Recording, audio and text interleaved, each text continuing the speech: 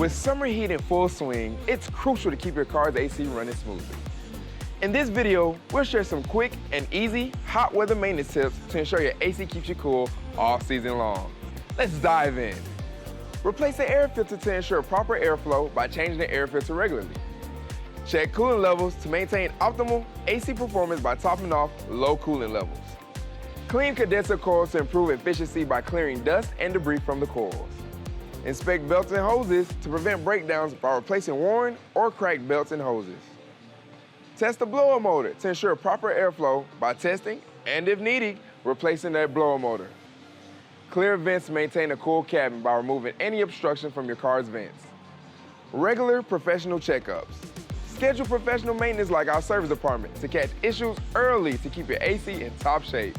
Call or text us or visit our website to book your next appointment to keep you cool this summer.